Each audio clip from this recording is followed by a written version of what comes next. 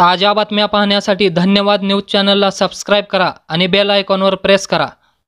मुख्यमंत्री एकनाथ शिंदे यांच्या शिवसेनेचं ठरलं। सोलापूर जिल्ह्यातील 2 विधानसभा मतदारसंघावर लक्ष केंद्रित। नमस्कार मित्रांनो, धन्यवाद न्यूजमध्ये आपल्या सर्वांचं स्वागत।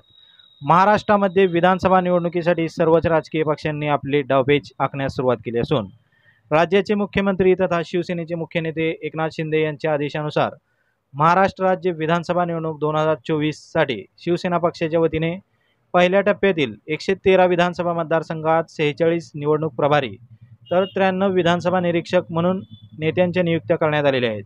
यामध्ये प्रामुख्याने सोलापूर जिल्ह्याचा विचार केल्यास 2 विधानसभा मतदारसंघावर मुख्यमंत्री एकनाथ शिंदे यांच्या शिवसेनेने लक्ष केंद्रित केले असल्याचे पाहायला मिळत आहे।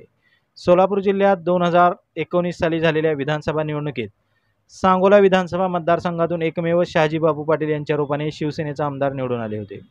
त्यामुळे यंदा सोलापूर जिल्ह्यावर लक्ष केंद्रित करण्यास शिवसेनेने सुरुवात केली असून त्यात पहिल्या टप्प्यात 2 विधानसभा मतदारसंघावर लक्ष केंद्रित करण्यात आलेले आहे। यात निवडणूक प्रभारी म्हणून शिवसेनेचे विजय चौगुले यांच्यावर सांगोला विधानसभा मतदारसंघ व सोलापूर शहर विधानसभा मतदारसंघ अशा 2 विधानसभा मतदारसंघाची जबाबदारी देण्यात आलेली आहे।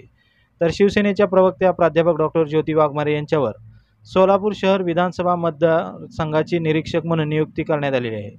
त्यातील सांगोला विधानसभा मतदारसंघातून पुन्हा एकदा आमदार शहाजी बापू पाटील हे शिवसेनेचे उमेदवार असणार आहेत। तर सोलापूर शहर विधानसभा मतदारसंघातून शिवसेनेचा उमेदवार कोण असणार याकडे अनेकांचे लक्ष लागलेले आहे।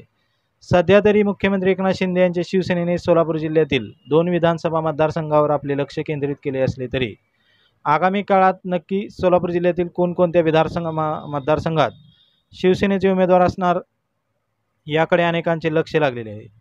त्यामुळे आगामी काळात काय राजकीय घडामोडी घडतात यावर देखील बरीच राजकीय गणिते अवलंबून असणार आहेत। त्यानंतर देखील मुख्यमंत्री एकनाथ शिंदे काय निर्णय घेतात हे पाहणे महत्त्वाचे ठरणार आहे। याबद्दल तुम्हाला काय वाटतं नक्की कमेंट करा आणि व्हिडिओ आवडल्यास शेअर करा। धन्यवाद।